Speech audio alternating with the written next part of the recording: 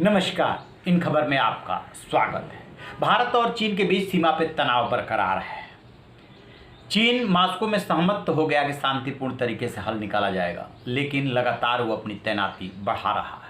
इस बीच पार्लियामेंट में लोकसभा और राज्यसभा में रक्षा मंत्री राजनाथ सिंह ने वस्तु स्थिति से सदस्यों को अवगत कराया। लोकसभा से ज़्यादा प्रभावशाली वक्तव्य उन्होंने राज्यसभा में दिया और साफ साफ बता दिया कि भारत ने चीन को बता दिया है कि किसी भी सूरत में वो 1 इंच जमीन को भी लेकर भारत समझौता नहीं करेगा और संप्रभुता अखंडता की अपनी रक्षा करने के लिए वो प्रतिबद्ध है। राज्यसभा में ज़्यादा टोका टाकी भी नहीं हुई, किसी ने सवाल भी बहुत ज़्यादा नहीं पूछा। उन्होंने एक सेंटेंस इस्तेमाल किया कि इससे ज़्यादा मैं चाह करके भी नहीं बता सकता।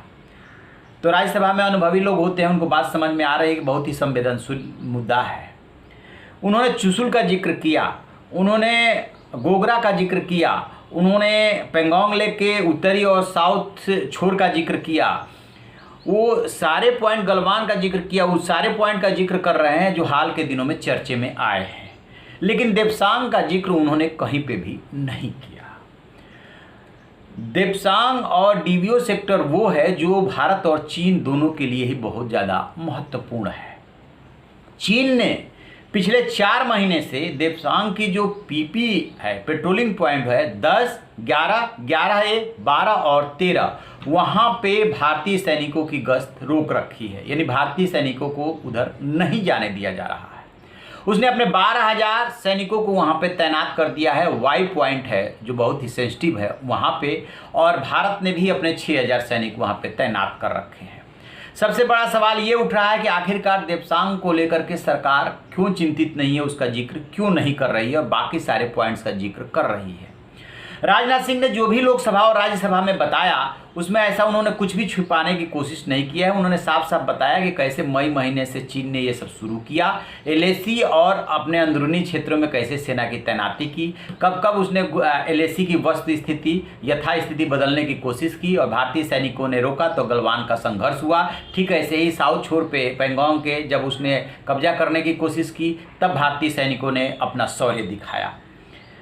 देप्सांग की दरअसल स्थिति थोड़ी सी इससे अलग है।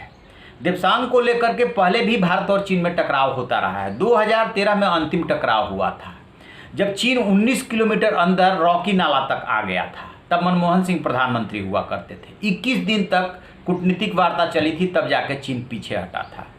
दरअसल देप्सांग और डीबीओ जो सेक्टर है वो उसका G219 जो हाईवे है तिब्बत से सिनजियांग को जो जोड़ता है, और वही कराकोरम दर्रा है जो कि पीओके में जा कर के जो उसका सीपीईपी गुजर रहा है उसके बहुत पास में ये हो जाता है ये पूरा इलाका।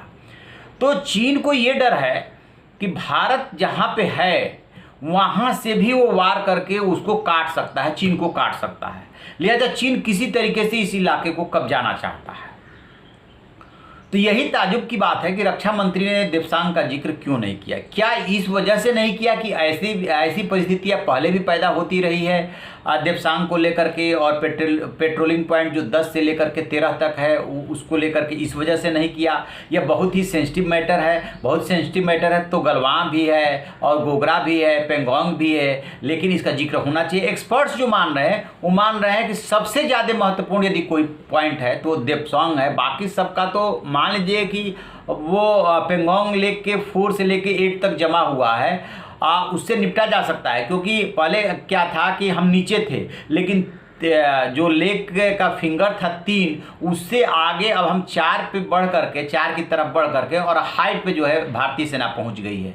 तो वहां से वो नज़र रख रही है और स्ट्रांग पोजीशन में आ गई है, और साउथ छोर पे तो पूरी तरीके से स्ट्रांग पोजीशन में है। बट देप्सांग में जो हमारे सैनिक 10 से 13 पेट्रोलिंग पॉइंट जो है वहां तक नहीं जा रहे हैं, और ये उसी समय से समस्या है। ये बहुत ही गंभीर चिंता की बात है, और इसका जिक्र रक्षा मंत्री ने क्यों नहीं किया ये समझ में बात नहीं आई। इसका भी जिक्र होना चाहिए था, क्योंकि ऑलरेडी ये पहले इसको लेकर के विवाद होता रहा है। पहले चीन घुसता रहा है, 19 किलोमीटर अंदर तक आया है। समझने वाली बात होगी। लेकिन सबसे ज़्यादा यदि महत्वपूर्ण और सेंसिटिव है तो देप्सांग ही है। जैसे ही इसको लेकर के कोई अपडेट मिलेगा हम आपको बताएंगे। आप देखते रहिए हमारा डिजिटल चैनल इन खबर। Thank you. इन खबर चैनल को सब्सक्राइब करें और